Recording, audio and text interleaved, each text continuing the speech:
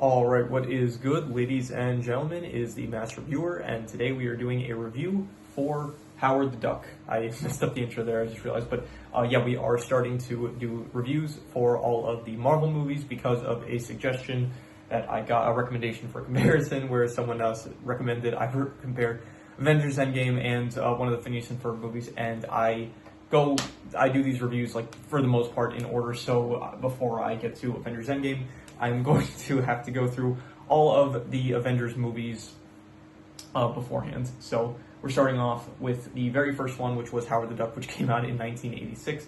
And yeah, there's a lot, so it's going to be a while before we get to that recommendation, but we are starting here. And yeah, let's just get into it. So the plot of the film is that there is a laser made on Earth that kind of ends up bringing it, like, beams Howard the Duck. He lives on a planet of ducks, and then he gets beamed from his planet to Earth. And then the movie, for the first half, it's kind of like a fish out of water kind of movie where you have Howard, he ends up meeting this woman, Beverly, and she is an aspiring musician, and she's in, like, a bad contract with her manager and stuff, and then she is trying to reach her ambitions of being a successful musician and stuff, and then she also says, like, she also wants to meet someone, like a romantic partner. That's also something she mentions.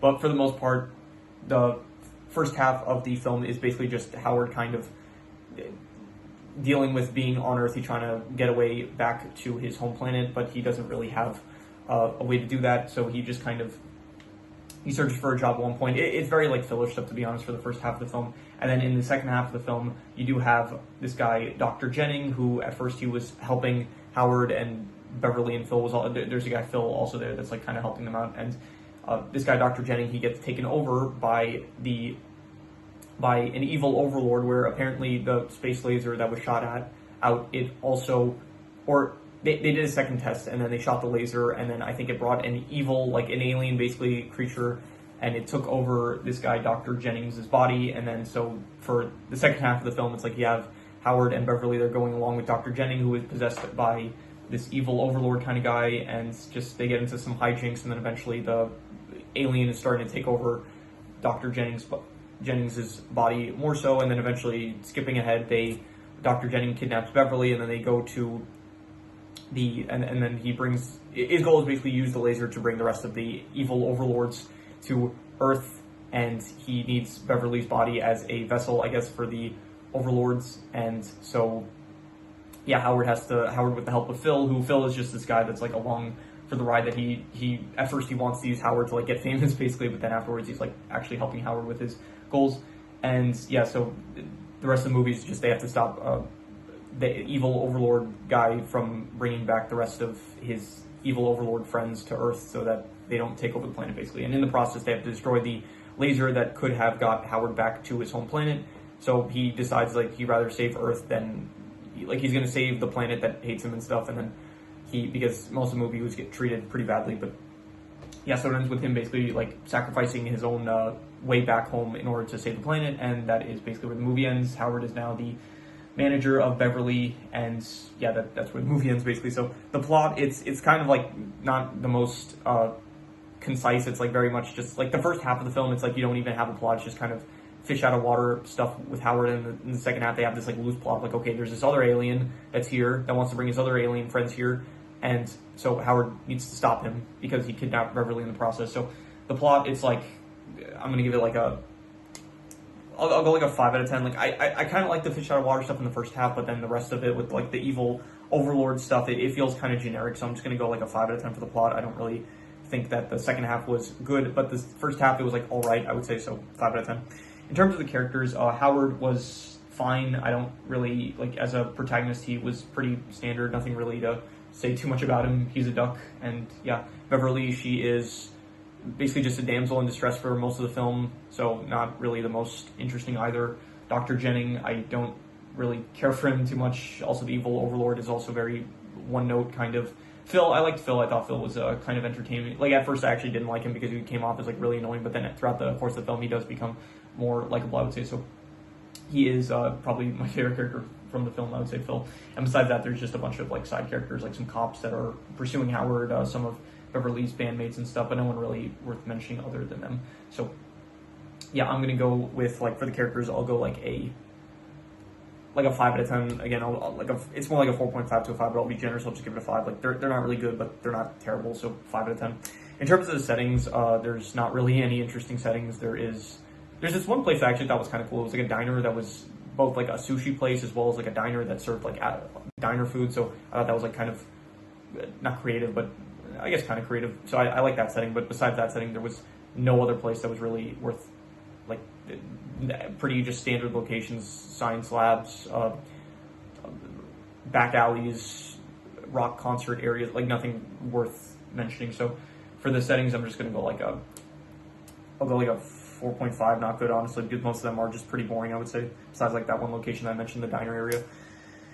In terms of the comedy, there is some jokes I did like. There were some comedic bits that I found humorous, some moments that I was laughing out loud. So I would give the comedy, like, I'm gonna go a 6 out of 10. I'll say it's like above average. So not anything like too great, but, you know, a bit better than I was expecting, I guess. So in terms of the action is terrible, honestly. That, like, the CGI, it is 1986, so I'll give it a bit of leeway because, like, you know, we're not at great CGI, but even so, the CGI, like, for the attacks that Dr. Jennings, when he was possessed by the evil overlord, the attacks that he would draw out, they looked really, really stupid.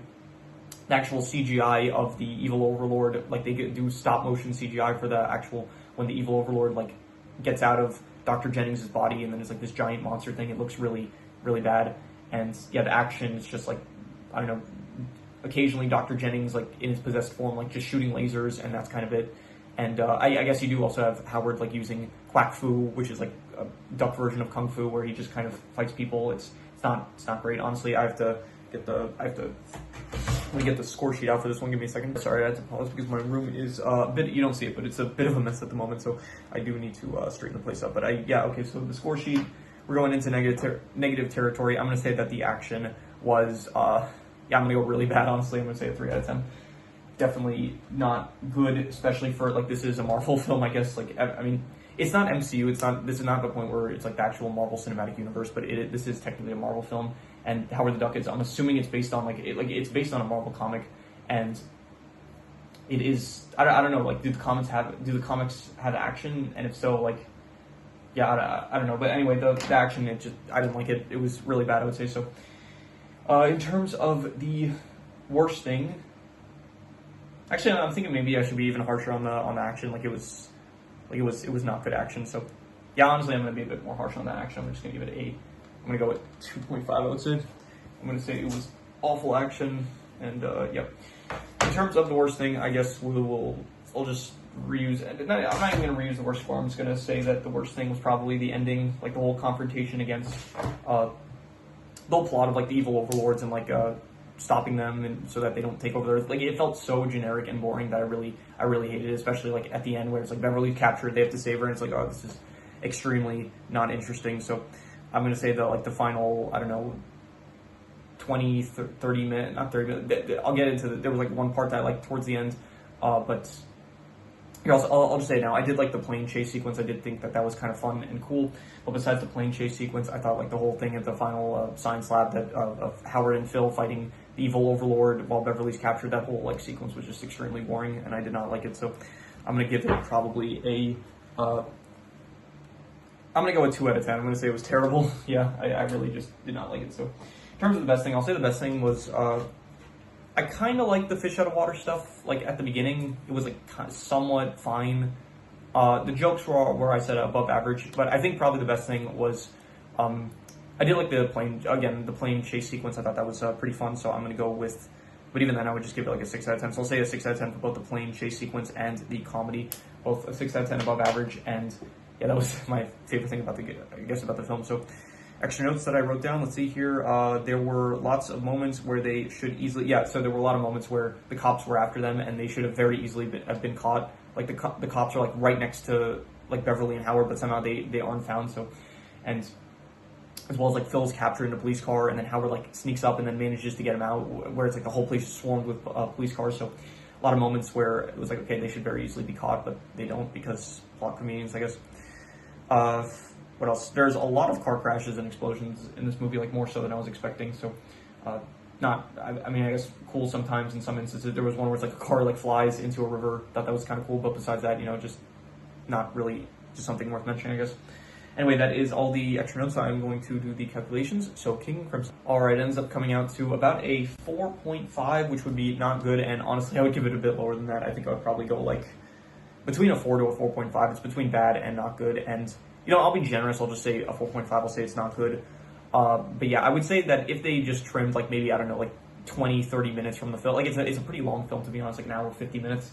And so it did feel like if it was just an hour, 30 minutes, it could have maybe been better. But yeah, this was, I guess, Marvel's first film. This is what I didn't mention this. This is a first time watch for me. Most of the early Marvel films, before you actually get to the MCU, I did not end up watching, besides like a select few, but this is one of them that I did not see. So yeah, I'm expecting, honestly, most of these are probably, like, I've heard good things about some of them, but I did also hear, like, a lot of the Fox stuff I do know is, like, has a reputation for not being the best, so I'm expecting a lot of this to be mostly negative, I'm guessing. I don't know about mostly, but I'm hoping for some good surprises for the early films. I hope that there's some good stuff in there. But yeah, I guess we're starting off with a negative one. So yeah, ultimately I'll give this film a 4.5. I would say that it was not good. And yeah, that is pretty much all there is to it. So if you have any recommendations, any shows, movies, video game stories, anime, manga, web series, anything that you want me to review, leave it in the comments and I will maybe possibly check it out. But with that said, that is pretty much all there is to it. So let's leave it at that.